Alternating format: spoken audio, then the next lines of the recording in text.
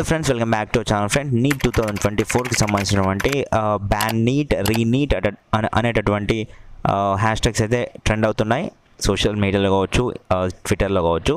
So ఇక్కడ మీరు చూసుకున్నట్లయితే ఈ తరుణంలో అయితే మనకి ఇక్కడ ప్రొవిజనల్ మెరిట్ లిస్ట్ అయితే రిలీజ్ అయితే అయిందనమాట.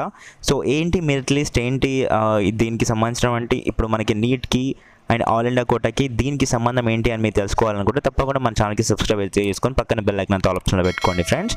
సో ఇప్పుడు మనమైతే ఈ వీడియోలోకి అయితే వెళ్ళిపోదాం. సో ఏంటి అంటే ఫ్రెండ్స్, ఫస్ట్ వచ్చేసి ఈఎస్ఐసి అంటే ఎంప్లాయీ స్టేట్ ఇన్సూరెన్స్ కార్పొరేషన్ అనమాట. సో దీనికి సంబంధించినటువంటి కాలేజెస్ ఏవైతే ఉన్నాయో సో ఇవి అన్నమాట. ఇక్కడ కనిపిస్తున్నాయి కదా, మెడికల్ కాలేజెస్ వచ్చేసి 11 మెడికల్ కాలేజెస్, ఎంబీబీఎస్ కాలేజెస్ ఉన్నాయి. అండ్ నెక్స్ట్ వచ్చేసి ఒకటి బీడీఎస్ కాలేజ్ ఉంది, డెంటల్ కాలేజ్. అండ్ మిగతావి రెండు వచ్చేసి ఇక్కడ నర్సింగ్ కాలేజెస్ ఉన్నాయన్నమాట. సో ఇవి డిఫరెంట్ స్టేట్స్లో అయితే ఉంటాయి ఫ్రెండ్స్. మనకి చూసుకున్నట్టయితే సో ఇక్కడ వచ్చేసి మనకి హైదరాబాద్లో ఉంది. అలాగే ఇక్కడ ఏంటి అంటే హైదరాబాద్ వాళ్ళు ఇక్కడనే ఎలిజిబుల్ అంటే అట్లా ఏం లేదు ఫ్రెండ్స్, ఆల్ ఓవర్ ఇండియాలో మొత్తం ఎక్కడైనా రావచ్చు అనమాట సీట్స్. సో ఇక్కడ ఆల్రెడీ ఇక్కడ colleges and number of seats కూడా మీరైతే చూసుకోవచ్చు అనమాట. సో ఏంటి అంటే ఇక్కడ ప్లస్ పాయింట్ ఏంటి అంటే, ఒక పాజిటివ్ విషయం ఏంటి అంటే ఫ్రెండ్స్, ఎవరికైతే ఈఎస్ఐసి కోటాలో వాళ్ళ నేమ్స్ వచ్చినాయి ప్రొఫెషనల్ మెరిట్ లిస్ట్లో, సో వాళ్ళు వచ్చి ఏఐక్యూ ఆల్ ఇండియా కోటాలో నుంచి ఇందులో ఈ మెడికల్ కాలేజెస్ ఏవైతే ఉన్నాయో ఇందులో వాళ్ళకి సీట్ వచ్చే అవకాశం అయితే ఉంది. అవకాశం లేదు, ఇందులోనే సీట్స్ వస్తాయన్నమాట. ఇన్ కేస్ వాళ్ళకి తక్కువ మార్క్స్ వచ్చినా కానీ సో వాళ్ళకి రిజర్వేషన్ అయితే ఉంటుంది. ఆ రిజర్వేషన్లో ఇందులో సీట్స్ అయితే వస్తాయి. సో వాళ్ళ పిల్లలు ఎవరైతే ఈఎస్ఐసి ఎంప్లాయీస్ ఉంటారో వాళ్ళ పిల్లలు ఎవరైతే ఇందులో అంటే నీట్ రాసినారో సో వాళ్ళకి కనుక వాళ్ళు కనుక నీట్ రాసే ఇందులో అయితే సీట్స్ అయితే వస్తాయన్నమాట. సో ఇన్ కేస్ మీరు కనుక లాస్ట్ టైం వచ్చినటువంటి అంటే లాస్ట్ మంత్ మనకైతే రిలీజ్ చేశారనమాట ఈ యొక్క నోటిఫికేషన్. సో ఫర్ దట్ ఎవరైతే అప్లై చేసుకున్నారో సో వాళ్ళ నేమ్స్ మాత్రమే ఇందులో వస్తాయి, గుర్తుపెట్టుకోండి. సో ఇది మళ్ళీ అందరికీ సంబంధించింది కాదు. ఎవరి పేరెంట్స్ ఇప్పుడు ఈఎస్ఐసి ఎంప్లాయీస్ ఎవరైతే ఉన్నారో వాళ్ళ పిల్లలు ఎవరైతే ఉంటారో నీట్ రాసిన వాళ్ళు మాత్రమే అప్లై చేసుకున్నారు కదా లాస్ట్ మంత్. సో వాళ్ళ నేమ్స్ మాత్రమే ఇక్కడ వచ్చాయి, ఇక్కడ మీరు చూసుకోండి. సో ఫ్రెండ్స్, మీరు ఇక్కడ కనుక చూసుకున్నట్లయితే ఇది మనకైతే నోటిఫికేషన్ వచ్చేసి 2 days అవుతుంది. సో 6th రోజు వచ్చింది. సో ఇక్కడ చూసుకోండి, ఇక్కడ మనకి సబ్జెక్ట్ ఏమని ఇచ్చారంటే approve list of ward of IP certificate for the academic year 2024-25 అనేసి.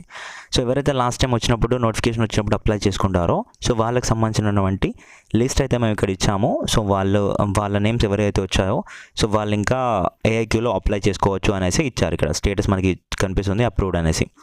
సో వాళ్ళ నేమ్ ఇక్కడ మీ నేమ్ కావచ్చు, మీ నెంబర్, ఐపీ నెంబర్ కావచ్చు, సర్టిఫికేట్ నెంబర్ కావచ్చు, సో ఇట్లా అన్నీ చూపిస్తూ ఉంటాయి. సో మీరు కనుక ఇందులో అప్లై చేస్తారో లేదో ఒకసారి చెక్ చేసుకోండి. ఇన్ కేస్ మీరు అప్లై చేస్తుంటే కనుక మీ నేమ్ రాకపోతే మీరైతే తప్పకుండా అప్లై చేస్తుంటే వెళ్ళేసి అక్కడ మీకు ఏదైతే రీజనల్ ఆఫీస్ ఉందో ఈఎస్ఐసి వాళ్ళ రీజనల్ ఆఫీస్ దాంట్లోకి వెళ్ళి మీరైతే అక్కడ విత్ సపోర్టింగ్ డాక్యుమెంట్స్ మీరు చెప్పవచ్చు అనమాట. సో నా నేమ్ ఇట్లా రాలేదు ఇది అనేసి. సో అది అనమాట. సో మళ్ళీ ఇక్కడ మీరైతే మెయిల్ చేయొచ్చు అని కూడా ఇక్కడ చెప్పారు. సో ఓకేనా, ఇక్కడ మెయిల్ చేయొచ్చు up to this month 10th వరకు మాత్రమే అని కూడా చెప్పారు. సో ఏమైనా కరెక్షన్స్ కావచ్చు, ఏమైనా చేసుకోవాలనుకుంటే కనుక తప్పు నేమ్ కనుక తప్పు పడి ఉంటే కనుక సో ఏమైనా మిస్టేక్స్ పడి ఉంటే మీరైతే చేసుకోనికైతే వీలైతే కల్పిస్తామని చెప్పారు.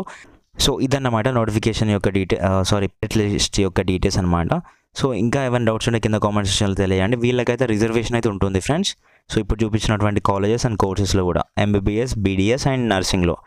సో ఎందుకు అంటే ఇప్పుడు వాళ్ళకి రిజర్వేషన్ ఎందుకు కల్పిస్తున్నారంటే వాళ్ళ ఎంప్లాయీస్ ఎవరైతే ఈఎస్ఐసి హాస్పిటల్స్లో కావచ్చు, వేరే దాంట్లో కావచ్చు పనిచేస్తున్న వారు ఉన్నారో సో వాళ్ళ ఇన్కమ్ వచ్చేసి 20,000 బిలో అయితే ఉండి వాళ్ళ ఇన్కమ్ ఇంత ఉండి, అండ్ నెక్స్ట్ వచ్చేసి వాళ్ళు ఈఎస్ఐసిలో ఇన్సూరెన్స్ ఆర్గనైజేషన్లో ఇన్సూరెన్స్ తీసుకుంటారో సో వాళ్ళకి కల్పిస్తున్నటువంటి సౌకర్యం అనమాట ఇది. సో వాళ్ళ పిల్లలు కూడా చదువుకోవాలి అనే ఉద్దేశంతో గవర్నమెంట్ పెట్టినటువంటి స్కీమ్ ఇది. సో దాని ద్వారా ఎంతో కొంత వాళ్ళు లాభపడతారనే ఉద్దేశంతో ఇదైతే రిలీజ్ చేశారనమాట. ప్రతి ఇయర్ వస్తుంది, లాస్ట్ ఇయర్కి సంబంధించింది కాదు, ఈ ఇయర్ లాస్ట్ మంత్లో వచ్చినటువంటి నోటిఫికేషన్లు ఎవరైతే అప్లై చేశారో సో వాళ్ళకి సంబంధించినటువంటి లిస్ట్ అయితే ఇప్పుడు వచ్చిందనమాట. సో ఇప్పుడు these candidates can apply for all India quota counselling. So these candidates are eligible for that.